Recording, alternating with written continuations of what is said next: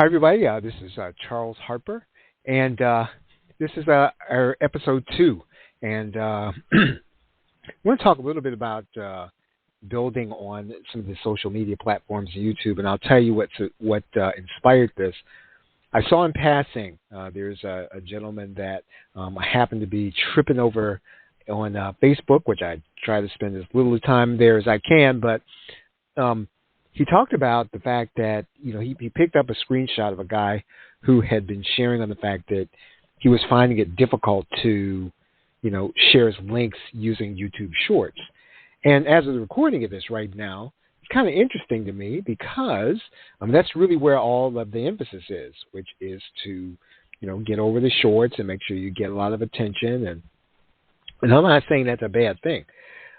It just kind of serves the larger point as to whether or not you really want to rely on these platforms, especially to get traffic to your business. Now, I do understand that, if the traffic is there, why not take advantage of it? And when it ends, then you just pick up and you move on to something else.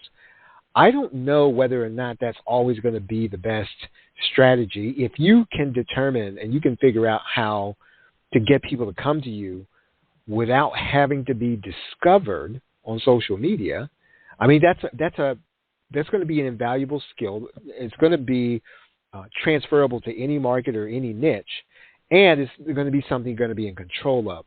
I'm not saying it's going to be easy. Obviously, if it was easy, everybody would be doing that. Not too many people would be relying on social media to some degree. Social media is supposed to be easy, and I think that's why we probably default to it. The other thing is that, it's a discovery application. And so we've got to be able to figure out whatever the algorithm is, whatever the method to be discovered on that algorithm. And the same is true with YouTube. And YouTube has made good sense for a long time. And a lot of people really, are making full-time living just by building an audience there. So I'm not saying that you don't want to do it. What I am saying, though, is you and I have to be careful about making everything all centered on whether or not a discovery algorithm works for you on one of these social media platforms, especially when it's their job. They've got to make money, and so when they've got to change something, they can make changes just because it's not making them money, or they're under pressure, some kind of regulatory pressure or whatever it is. And so, whatever platform you run into, that's going to be the case. But especially some of these larger platforms, I'm thinking of Facebook, YouTube, and all the other ones. They're just subject to change. And so, ultimately, even if you're getting a lot of traffic and you're getting a lot of people to come to your site and to opt in or to do whatever those things that they're doing are, the ultimate is to get the people who are going to be buying your stuff to come to you because of something you did and not because you were discovered. It's very easy to confuse the two with social media. Like you took some action and the social media algorithm decided to show you to a number of people who then clicked on a link and then went and bought something. And again, that can be effective, but over time, you're just not in control of that part of your business. So something to think about, especially if you run an online business. If you're a user of PLR, or even if you're not a user of PLR, maybe you've got some kind of membership. If your membership really depends on you being discovered on a social media platform, then a social media platform can change at any time, and they don't need a reason. They don't have to. They're not there for your business. They don't exist for that. And they exist for their own business.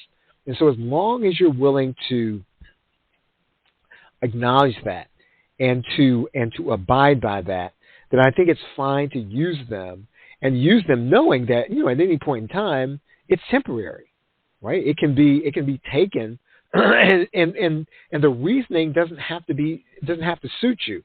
Doesn't have to be logical. Doesn't have to be anything. It just needs to be that they just decide, okay, well, we're just not going to do business anymore this way, and it could affect you. Okay, so that's really about it for today. And just so that you'll know, I think that tonight's the last night for launch pricing for our content. You get that at the plrshow.com/new. I think that the best way for you to get and experience our PLR content is to be an Ultimate Insider. And you can do that at the plrshow.com/insiders.